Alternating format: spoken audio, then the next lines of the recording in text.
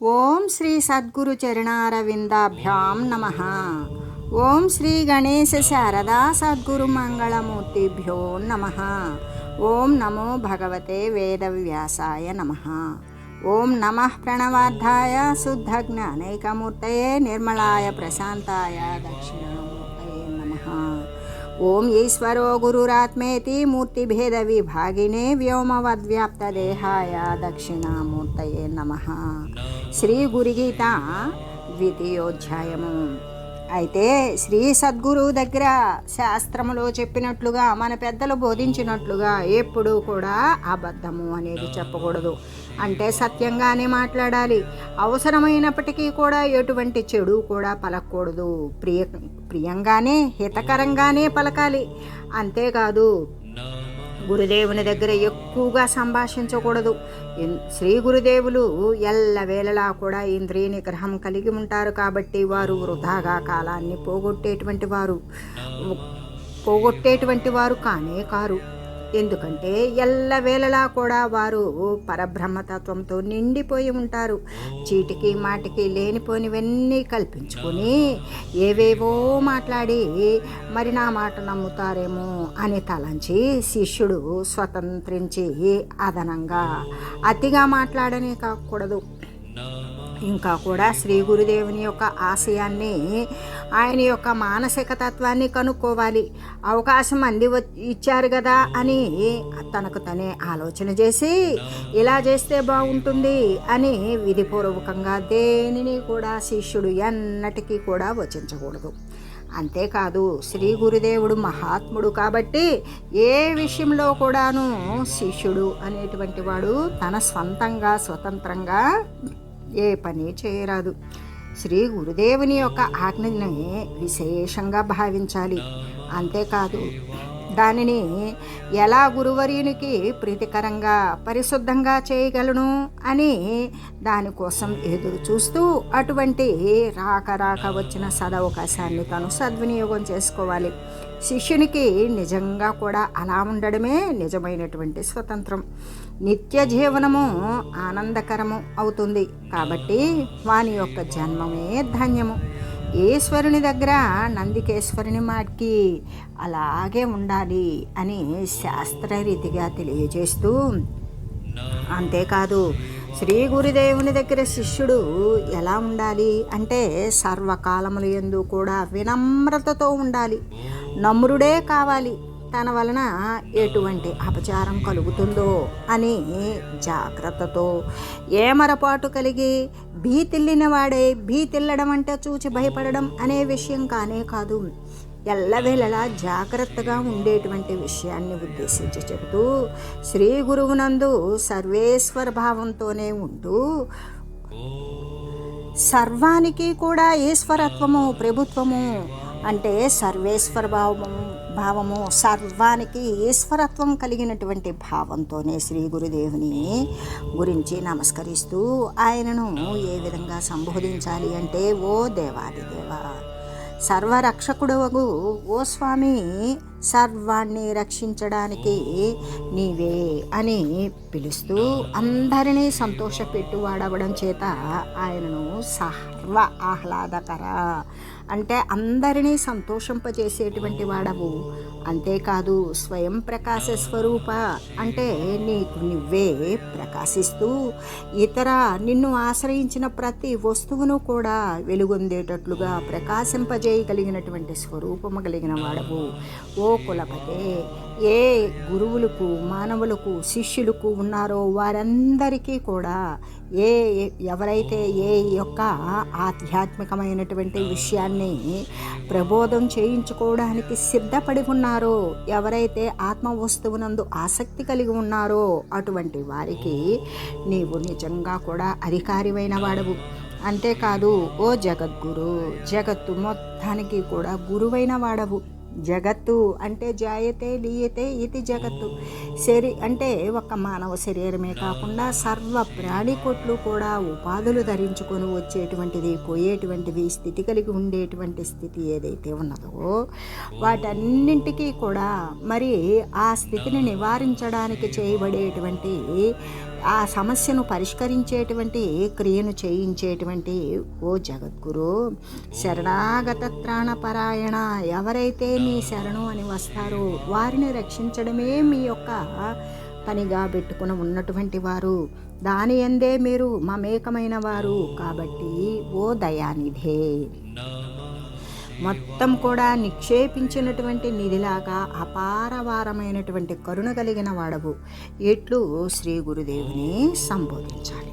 అలా సంబోధిస్తూ అంటే ఓ గురుదేవా, ఓ తండ్రి, ఓ దేవాదిదేవా, ఓ స్వామి, ఓ ప్రభు అని ఇటువంటి సంబోధనలతోటే సంబోధిస్తూ, స్తుతిస్తూ, నమస్కరిస్తూ, ధ్యానిస్తూ సర్వము కూడా శ్రీ గురువు దేవమయంగా, అంటే శ్రీ గురుదేవమయంగానే ఏ వస్తువు తాకినా, ఏమి చేసినా, ఎక్కడ ఉన్నా సర్వమునందు గురుడు నిండి ఉన్నాడు అనే భావంతో తన యొక్క జీవితాన్ని చూస్తూ, అంతేకాదు దాని యందే తదేక నిరతుడై, దాని యందే మరి మగ్నత చెందినటువంటి మానసిక స్థితి కలిగిన వాడై, మహాపవిత్రుడై, అనన్య శరణ్యుడై, అంటే గురుదేవుని యొక్క ఆశ్రయం తప్ప మరొక దానిని గురించి ఆలోచించినటువంటి వాడై, ఆ విధంగా సత్శిష్యుడు అనేవాడు ఆ విధంగా ఉండాలి అని చెబుతూ, అంటే శ్రీ గురుదేవుని శిష్యుడు ఎలా సంబోధించాలి అనే విషయాన్ని గురించి దానిని ప్రస్ఫుటంగా తెలియజేస్తూ, ఇంకా మునిభిః పన్నగైర్వాపి సురైర్వా శాపితో యది కాలమృత్యు భయాద్వాపి గురు సంత్రాతే పార్వతి. ఓ పార్వతి, మహర్షుల చేత, సర్పాల చేత, దేవతల చేత, ఇక ఎవ్వరి చేతను శాపం పొందినటువంటి వాడైనా కూడా శిష్యుని మరి శరణు పొందిన వాణిని శ్రీ గురుదేవుడు శాప విమోచనం గావించి రక్షిస్తూ ఉన్నాడు. కొంతమంది అహంకార ద్రష్టులై మరి మునులను అవమానించి వారి చేత మరి శపింపబడి, దేవతల చేత శపించబడి, సర్పాల చేత, నాగుల చేత కూడా శపించబడి, ఇతరుల చేత ఎవరి చేత అయినా సరే ఎవరి కోపానికి లోబడి, ఎవరి యొక్క ఆగ్రహానికి వశపడి వారి చేత శపించబడినటువంటి అటువంటి శాపాలు పొందినవాడైనప్పటికీ కూడా ఆ శాపాలు పొందినవాడు సద్గురుమూర్తి యొక్క శరణు వేడినప్పుడు వాని యొక్క శాప విమోచనం చేయగలిగినటువంటి సమర్థత కేవలం శ్రీ సద్గురుమూర్తికి మాత్రమే ఉన్నది. అంతేకాదు శ్రీ గురుదేవుడు ఏ విధంగా అంటే ఎవరి నుండి ఎటువంటి ఆగ్రహానికి లోబడి, ఎవరి యొక్క శాపానికి లోబడినటువంటి వారినైనా సరే రక్షించడానికి సర్వసమర్థుడే అవుతూ ఉన్నాడు. అందుకే వానికి శాప విమోచనం గావించి వాడిని ఆ యొక్క క్లేశం నుండి ఆ శిష్యుని రక్షిస్తూ ఉన్నాడు. శాస్త్రాలలో మహర్షులు తమ శిష్యులను శాప విముక్తులుగా చేసినటువంటి కథలను వినుచూనే ఉన్నాము. ఎలాగంటే త్రిశంకుడు అనేవాడు ముని చేత శప్తుడయ్యాడు. అంటే ఈ త్రిశంకుడు అనేటువంటి వాడు మరి హరిశ్చంద్రుని యొక్క తండ్రి. హరిశ్చంద్రుడు అంటే మనకు దాదాపుగా అందరికీ తెలిసిన విషయమే. ఎందుకంటే వీధి నాటకాలలో హరిశ్చంద్రుని యొక్క నాటకం అనేటువంటిది వేస్తారు. అంటే మరి వ్యంగ్యార్థంలో కూడా నువ్వేమన్నా హరిశ్చంద్రుడు అంటారు. అంటే సత్యానికి ప్రతీకే హరిశ్చంద్రుడు. అందుకే హరిశ్చంద్రుడు ముందు సత్యము అని కూడా ఉంటుంది. అలా సత్య హరిశ్చంద్ర ఎవరైతే ఉన్నారో ఆయన తండ్రి త్రిశంకుడు. ఆయన ఏం చేశాడు అంటే ఒక కుచించుకుపోయినటువంటి దేహం కలిగి మరి నల్లని రూపుతో వికారవంతునిగా ఒక ముని చేత శపించబడ్డాడు. అతనికి ఎప్పటి నుండో కోరిక ఏమని అంటే తన యొక్క శరీరంతో తను స్వర్గాన్ని పొందాలి అనేటువంటి కోరిక. ఆ కోరిక ద్వారా ఆయన మొట్టమొదటగా వెళ్ళి వశిష్ఠ మహర్షిని ఆశ్రయించాడు. స్వామి, నేను ఈ కాయంతో నేను స్వర్గాన్ని పొందాలి అని అనుకుంటున్నాను అని. ఎందుకు అంటే ఏ లోకంలో ఉండేటువంటి శరీరాలు దానికి మాత్రమే పరిమితం. ఒక దేహంతో అలోక స్థితికి వెళ్ళేటప్పుడు ఈ లోక వ్యవహారమైన దేహేంద్రియాలతో కూడుకొని అక్కడికి వెళ్ళలేము. కానీ అక్కడ ఇంద్రియాలు ఉండవా అంటే ఇన్ని ఇంద్రియాలు ఉండవు. ఏ అంతఃకరణాలు అయితే ఉంటాయో వాటి ద్వారా మాత్రమే వాళ్ళు కామరూపులై మరి కోరుకున్నటువంటి రూపాన్ని ధరించి వారి కోరికని తీర్చుకున్న తర్వాత శరీరాన్ని వదిలిపెట్టేస్తారు. కానీ ఎల్లప్పుడూ కూడా ఇన్ని ఇంద్రియాల సహితంగా ఉన్నటువంటి కాయాలతో తిరిగేటువంటిది కాదు స్వర్గం అనేది. అయితే ఆ స్వర్గాన్ని తన యొక్క శరీరంతో వెళ్ళిపోవాలి అనుకున్నాడు ఈ త్రిశంకుడు. అయితే వశిష్ఠ మహర్షిని ఆశ్రయించాడు.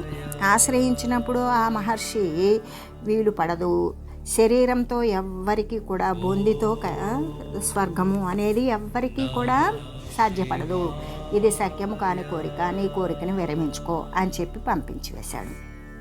అయితే విశ్వామిత్రుడి దగ్గరికి వెళ్ళాడు. వెళ్ళిన తర్వాత విశ్వామిత్రుడు సరే అయితే అని నేను నీకు నీ కోరికను తీరుస్తాను అన్నాడు.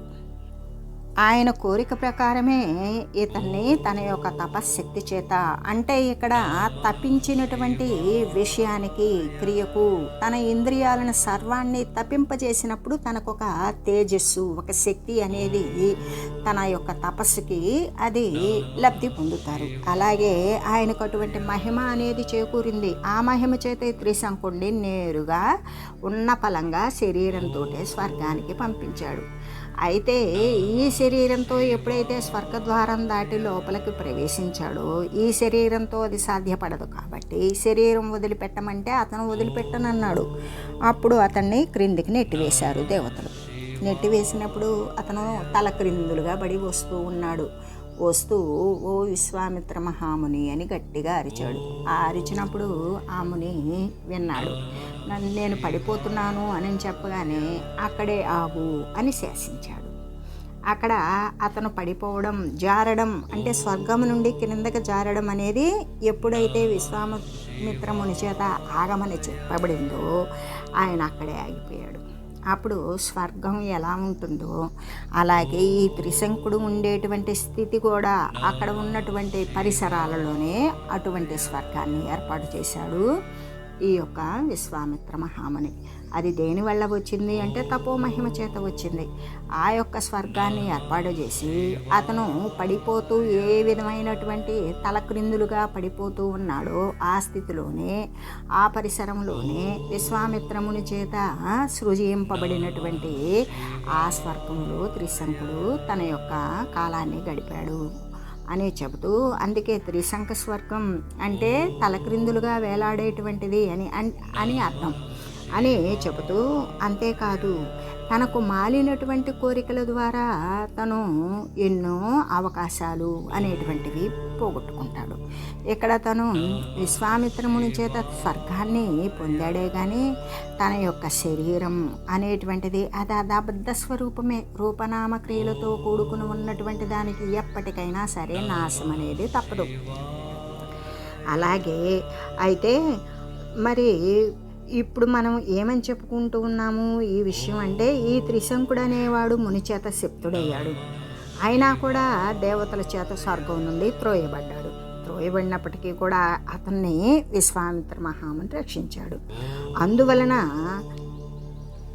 ఇక్కడ సద్గురువులు, మహామునులు, మహర్షులు అంటే తమ యొక్క ఇంద్రియాలను గ్రహించుకోగలిగినటువంటి వారికి, తమ ఇంద్రియాలను తప్పింపజేసినటువంటి వానికి ఒక తేజోవంతమైనటువంటి మహిమ అనేటువంటిది ఆపాదించబడుతుంది. కాబట్టి ఆయన ఆ త్రిశంకుడిని రక్షించగలిగాడు.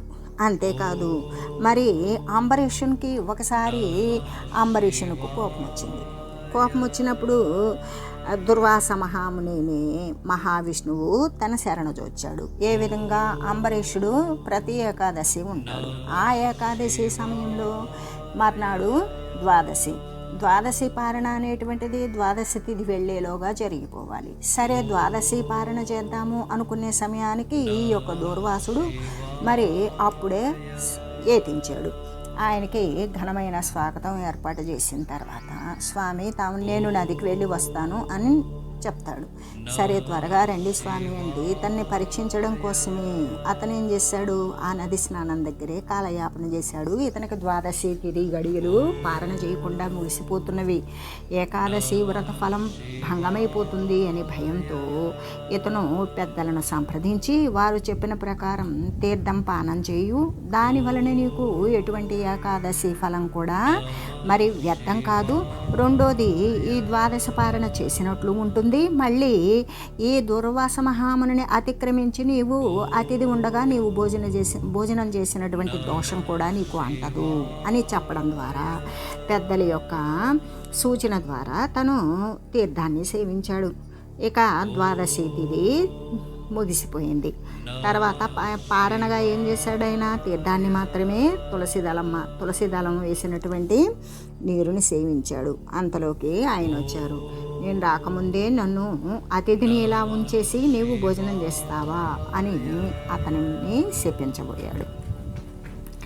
శపించబోయినప్పుడు అంబరీషుడు మహాభక్తుడు శ్రీనారాయణమూర్తికి. అయితే అప్పుడు మహాభక్తుడే ఇక్కడ భక్తికి ఉన్నటువంటి మహిమ అంతా ఇంత కాదు అని చెబుతూ అప్పుడు అతనికి సరే శపించబోయినప్పుడు ఆ శాపం ఏంటి, నీవు నానా యోనుల యందు తిరుగుతావు అని శపించాడు. అప్పుడు మహావిష్ణువు కోపం వచ్చింది.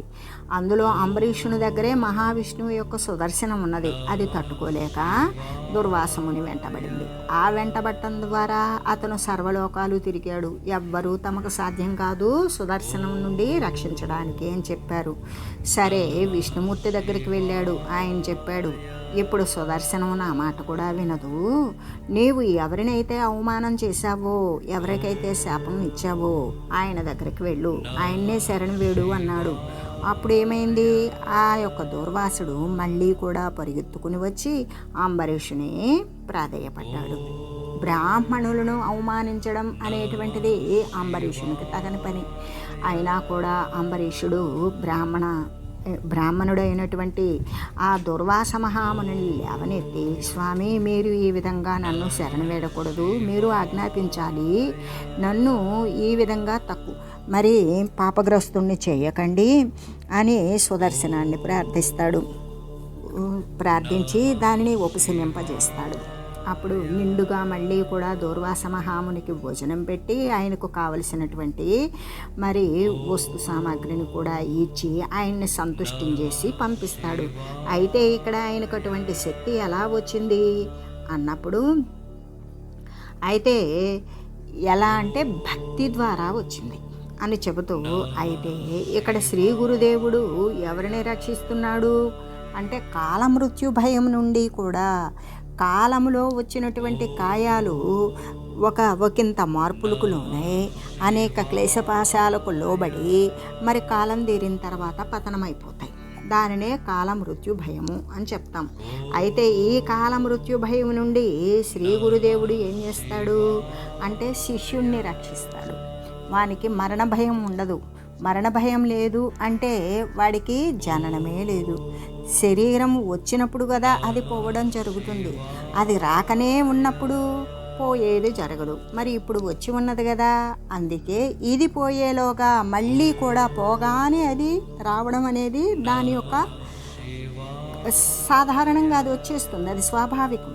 కానీ ఇక్కడ దానిని ఆపుకోవాలి అంటే ఇప్పుడు మనం జన్మించి ఉన్నాం, మనకు అటువంటి జ్ఞానం కలిగింది. ఇటువంటి మహనీయుల యొక్క వాక్యాన్ని అనుసరించి శ్రీ సద్గురువు యొక్క సన్నిధి చేరి వారి యొక్క పాదాలను ఆశ్రయించి ఏ యొక్క సత్తు అయితే ఉన్నదో, సారవంతమైనది ఉన్నదో, సత్యమైనది ఉన్నదో దానిని గురించి తెలుసుకొని ఆ విధంగా అనుష్ఠించినప్పుడు శరీరం పోయేలో ఒక సర్వసత్తాక ప్రతిపత్తి అయిన సర్వవ్యాపకమునందు మనం సంలీనమై ఉన్నప్పుడు ఇక ఎప్పటికీ కూడా శరీరం అనేటువంటిది వచ్చింది కాబట్టి దానికి కాలానుగుణంగా అది వెళ్ళిపోతుంది. కానీ మళ్ళీ జీవి అనేటువంటిది జీవిగా ఉండదు.